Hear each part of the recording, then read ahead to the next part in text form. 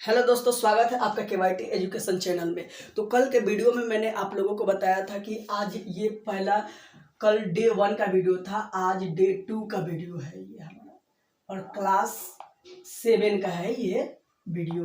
तो कल क्लास 7 के आप लोगों को हम गणित सब्जेक्ट स्टार्ट किए हैं। गणित सब्जेक्ट में पहला जो चैप्टर था, हम कल बोले थे कि जो पूर्णांक की समझ चैप्टर है, पूर्णांक की समझ, ये हम कल बोले थे कि ये चैप्टर हम स्टार्ट करेंगे। तो आज हम इस डे 2 के वीडियो में देखेंगे पूर्णांक की समझ। चैप्टर में जो जो सवाल है उसको हल करने का प्रयास करेंगे। तो इससे पहले, ये पूर्णांक की समझ चैप्टर स्टार्ट करने से पहले, अगर आप लोग इस चैनल को सब्सक्राइब नहीं किए हैं तो इस चैनल को सब्सक्राइब कर लीजिए और बेल आइकन का बटन दबा दीजिए, ताकि किसी भी कारण से अगर आपके व्हाट्सएप पे वीडियो नहीं पहुँचता है तो आप सब्सक्राइब किए रहिएगा, तो आपके पास वीडियो चला जाएगा। और जब भी क्लास करने बैठिए तो आप अपने कमेंट में अपना नाम और क्लास वीडियो के कमेंट में लिखिए। कितने लोग व्हाट्सएप पे लिख रहे हैं, व्हाट्सएप पे नहीं लिखना है, वीडियो के कमेंट में आप जाके और अपना नाम और क्लास लिख देना, ताकि हमको पता चले कि आज इन बच्चों ने क्लास किया है। तो पूर्णांक की समझ बताने से पहले हम कुछ संख्याओं के बारे में यहाँ पे हम बताएंगे। तो सबसे पहला जो हमारा संख्या है वो है, एक में आता है हमारा प्राकृत संख्या। प्राकृत संख्या, इसको हम अंग्रेजी में बोलते हैं नेचुरल नंबर। नेचुरल नंबर पहला क्या है हमारा, प्राकृत संख्या। इसको अंग्रेजी में बोलते हैं नेचुरल नंबर। क्या बोलते हैं? Natural number. अब देखते हैं कि प्राकृत संख्या कौन कौन और कैसा होता है। तो इसका जो हमारा डेफिनेशन यानी कि परिभाषा होता है, तो हम इसको बोलेंगे कि गिनती की संख्या को, गिनती की संख्या को प्राकृत संख्या कहते हैं। प्राकृत संख्या कहते हैं। मतलब जो भी हम गिनती गिनते हैं, 1 2 3 4 5 6 7, मतलब जितना भी गिनती करते जाए हम, 100 102 105 10,000 5,000, जितना भी गिनती करते जाएंगे वो सब का सब हमारा क्या होगा, प्राकृत संख्या यानी नेचुरल नंबर। यानी गिनती की संख्या को हम क्या कहते हैं, प्राकृत संख्या। तो गिनती की संख्या स्टार्ट कहाँ से होता है हमारा, स्टार्ट यानी शुरू कहाँ से होता है हमारा, 1 से स्टार्ट होता है। 1 2 3 4 ऐसे गिनती करके आप कहीं भी चले जाए, मतलब ये अनंत का चिन्ह है, ये अनंत तक चला जाता है, मतलब जहाँ गिनती खत्म नहीं होती है। यानी 1 2 3 4 5 6 7 8 9, जितना भी आप गिनती लिखते चले जाइए वो सबके सब क्या है, प्राकृत संख्या। लेकिन प्राकृत संख्या शुरू कहाँ से होती है, तो 1 से शुरू होती है। प्राकृत संख्या क्या है, उसको अंग्रेजी में बोलते हैं नेचुरल नंबर। मतलब गिनती की संख्या को प्राकृत संख्या कहते हैं। तो ये शुरू कहाँ से होती है, 1 से शुरू होती है और अनंत तक जाती है। मतलब 1 से शुरू होती है, इसकी गाड़ी कहाँ से शुरू होती है, 1 से, और ये गाड़ी जाके कहाँ खत्म होती है, अनंत तक। अनंत मतलब जहाँ तक गिनती आप करते जाइए, जहाँ खत्म नहीं होता है। तो प्राकृत संख्या मतलब शुरू कहाँ से होगी, 1 से लेके अनंत तक जाएगी। 2 नंबर जो हमारा है संख्या, पहले इसको बताते हैं कि इसे n, बड़ा ABCD के n लिखते हैं, n से सूचित करते हैं। सूचित करते हैं यानी कि कोई भी आपके सामने जब बड़ा n लिख दे तो समझ जाइए कि वो नेचुरल नंबर को संकेत कर रहा है। इसमें हमारा दूसरा जो है वो है पूर्ण संख्या। क्या है, पूर्ण संख्या। इसको अंग्रेजी में बोलते हैं whole number. Whole number, whole number बोलते हैं, यानी पूर्ण संख्या। पूर्ण संख्या को अंग्रेजी में क्या बोलते हैं, होल नंबर। इसका परिभाषा होता है, ये हमारा प्राकृत संख्या कहाँ से स्टार्ट था, 1 से स्टार्ट था और अनंत तक जाता है। और पूर्ण संख्या क्या होगा कि वैसी संख्या जो शून्य से यानी 0 से शुरू होकर अनंत तक जाती है। अनंत तक जाती है, उसे पूर्ण संख्या कहते हैं। यानी कि ये शुरू होता था कहाँ से? प्रकृत संख्या 1 2 3 यानी गिनती 1 से स्टार्ट होता था, लेकिन पूर्ण संख्या हमारा स्टार्ट होगा, शुरू होगा जो हमारा वो होगा 0 से। 0 1 2 3 4 ये ऐसे करते हुए चला जाएगा हमारा अनंत तक। यानी कि शुरू हमारा 0 से होगा। तो प्राकृत संख्या और पूर्ण संख्या में अंतर क्या है कि प्राकृत संख्या 1 से शुरू होती है और अनंत तक जाती है, दोनों जाति अनंत तक है, ये भी अनंत तक जाएगी पूर्ण संख्या, और ये भी कहाँ तक जाएगा? आपका अनंत तक ही जाएगा। तो प्रकृत संख्या और पूर्ण संख्या में देखिए अंतर क्या है। प्रकृत संख्या को अंग्रेजी में बोलते हैं नेचुरल नंबर, पूर्ण संख्या को अंग्रेजी में बोलते हैं होल नंबर। ये प्रकृत संख्या शुरू कहाँ से होती है? 1 से शुरू होती है और अनंत तक जाती है। अब पूर्ण संख्या शुरू कहाँ से होती है? 0 से शुरू होती है। यानी कि पूरा ये गिनती की यानी प्रकृत संख्या पूरा होता है, लेकिन उसके पहले एक 0 आ जाता है। यानी कि पूर्ण संख्या हम उसे कहेंगे वैसी संख्या जो 0 से शुरू होकर अनंत तक जाती है, उसे पूर्ण संख्या कहते हैं। तो आप लोगों को अब पता होगा, अब कोई पूछेगा कि आपसे कि 0 कौन सी संख्या है, तो 0 कौन सी संख्या है? पूर्ण संख्या। लेकिन एक पूछेगा कोई कि एक इसमें भी आता है और इसमें भी आता है, तो एक पूर्ण संख्या भी है और प्रकृत संख्या भी है, लेकिन 0 प्रकृत संख्या नहीं है, क्योंकि प्रकृत संख्या कहाँ से स्टार्ट होता है? हमारा 1 से स्टार्ट होता है, और पूर्ण संख्या कहाँ से स्टार्ट होता है? 0 से। तो इसलिए 0 क्या है? हमारा पूर्ण संख्या है, प्रकृत संख्या नहीं है। तो अभी आप लोग ये समझ गए होंगे कि प्रकृत संख्या और पूर्ण संख्या क्या है। फिर एक बार हम समझा देते हैं। प्रकृत संख्या को अंग्रेजी में क्या बोलते हैं? Natural number. मतलब शुरू कहाँ से होती है प्रकृत संख्या? 1 से शुरू होकर कहाँ तक जाती है? अनंत तक जाती है। अब पूर्ण संख्या कहाँ? पूर्ण संख्या को अंग्रेजी में बोलते हैं होल नंबर। क्या बोलते हैं? Whole number. होल नंबर अब कहाँ से स्टार्ट होगा? शुरू अब ये 0 से स्टार्ट हो जाएगा। मतलब ये सारा का 1 2 3 4 ये सब का सब इसमें भी आएगा, लेकिन इसके पहले सिर्फ क्या आ जाएगा? 0 आ जाएगा। तो 0 से जो संख्या शुरू होती है उसे क्या कहते हैं? हम पूर्ण संख्या कहते हैं। अगला जो संख्या है, अगला है हमारा सम संख्या।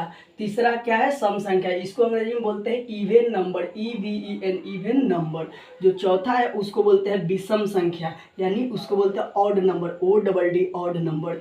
तो तीसरा सम संख्या है जिसको अंग्रेजी में बोलते हैं हम इवेन नंबर, चौथा है विषम संख्या, इसको अंग्रेजी में बोलते हैं ऑड नंबर। अब देखिए दोनों में फर्क क्या है कि वैसी संख्या जो 2 से कट जाए उसे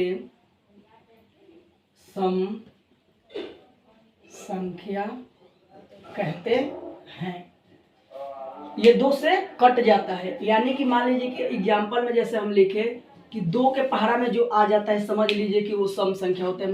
भाग देने से 2 से कट जाए। अब 2 लिखे तो 2 को यहाँ भाग दे के देखेंगे, 2 में 2 से भाग देंगे तो 2 एकम 2 2 कट गया, तो कट जाता है तो 2 हमारा क्या होगा? सम संख्या होगा। अब मान लीजिए कि आगे लिखना है 4, तो 4 ऐसे लिखेंगे और 2 से भाग दे देंगे इसको, तो 2 इधर लिखेंगे, 2 दूनी 4 4 कट गया, तो 2 से कट गया ना, तो इसलिए 4 भी क्या होगा? सम संख्या। यानी कि जितने भी जोड़ा वाले संख्या होंगे, मतलब फुट नहीं होना चाहिए, जोड़ा वाले अगर संख्या होंगे तो समझ जाओ कि वो सम संख्या है। क्या है? सम संख्या। जैसे मान लीजिए 6 भी 2 के पढ़े में आ जाएगा, ऐसे भाग करके भी देख लीजिए, 6 को 2 से भाग दीजिए तो 2 3 6 6 कट गया, तो कट गया तो 6 भी क्या होगा? हमारा सम संख्या। और 6 क्या है? जोड़ा है, फुट नहीं होता है, तो 6 क्या है? हमारा सम संख्या। उसके बाद 8, उसके बाद 10, ऐसे करके अनंत तक जाएगी। मतलब जो जोड़ा में होता है उसको क्या बोलेंगे हम? सम संख्या। जो जोड़ा होता है वो क्या होता है? सम संख्या, फुट नहीं होना चाहिए। अब विषम संख्या का देखिए, ये क्या था कि वैसी संख्या जो 2 से कट जाए तो उसे सम संख्या, और जो 2 से नहीं कटे उसे विषम संख्या। तो इसका भी हम लिख देते हैं, वैसी संख्या जो 2 से नहीं कटे उसे विषम संख्या कहते हैं। देखिए दोनों में फर्क क्या है। सम संख्या क्या था? वैसी संख्या जो 2 से कट जाए, मतलब भाग देने पर 2 से कट जा रहा था, तो ये हमारा क्या हुआ? सम संख्या, और जो 2 से नहीं कटेगा यानी उसको क्या कहेंगे हम, विषम संख्या। यानी अच्छा ट्रिक है सबसे समझने का कि जो जोड़ा में होगा, जो अंक जोड़ा में होगा वो सम संख्या होगा, जो फुट में होगा, जैसे इसका जैसे में हम लिखते हैं एक फुट है ना, तो इसलिए फुट है तो विषम संख्या हो जाएगा। फिर 3 भी क्या है, फुट है, तो 3 भी क्या हो जाएगा, विषम संख्या। 3 के बाद 5 भी फुट है ना, क्योंकि 2 को अलग करेंगे तो 4 अलग हो जाएगा, 1 फुट बच जाएगा, तो 5 क्या है हमारा, विषम संख्या। उसके बाद 7, उसके बाद 9, ऐसे करके चला जाएगा हमारा कहाँ तक, अनंत तक। अब देखिए इसको अच्छे से एक बार फिर से समझाते हैं। सम संख्या को अंग्रेजी में क्या बोलते हैं, इवन नंबर, ये क्लियर हो गया। दूसरा है विषम संख्या, विषम संख्या को अंग्रेजी में क्या बोलते हैं, ऑड नंबर, ये भी समझ में आ गया। अब दोनों में फर्क देखते हैं कि फर्क क्या है। तो ये क्या हो जाता है, सम संख्या 2 से कट जाता है, यानी 2 के पढ़ा में आ जाता है। विषम संख्या होता है 2 से नहीं कटता है। तो जैसे 1 2 से नहीं कटेगा, 2 के पढ़ा में नहीं आएगा, 3 भी नहीं आएगा, 5 भी नहीं आएगा, 7 भी नहीं आएगा, 9 भी नहीं आएगा। अब मान लीजिए कि कोई लिख दिया हमें 80, ठीक है, तो 80 हम बताएंगे कि सम संख्या है कि विषम संख्या। तो सबसे पहले देखेंगे कि जोड़ा है कि फुट है। तो 80 क्या है, जोड़ा है ना, 40 हो जाएगा, तो 80 जोड़ा है, इसलिए ये सम संख्या होगा। 80 क्या होगा हमारा, सम संख्या।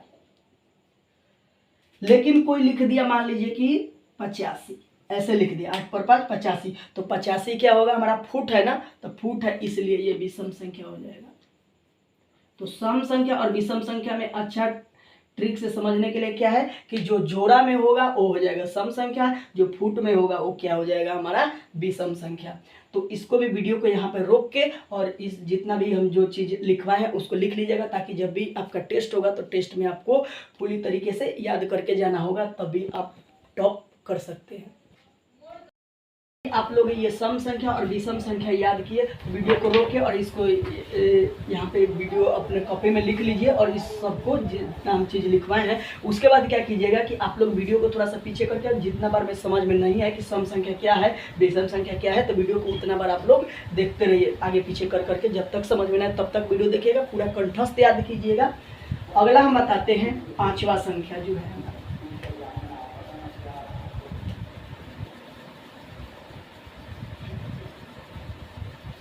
5वां है हमारा धनात्मक संख्या। धनात्मक संख्या, इसको अंग्रेजी में हम बोलते हैं पॉजिटिव नंबर। Positive number. जो छठा है वो है हमारा ऋणात्मक संख्या। क्या है, ऋणात्मक संख्या। ऋणात्मक संख्या, इसको अंग्रेजी में बोलते हैं निगेटिव नंबर। क्या बोलते हैं, निगेटिव नंबर। अब देखिए दोनों में फर्क क्या है, धनात्मक संख्या और ऋणात्मक संख्या। धनात्मक का मतलब होता है, इसका अर्थ होता है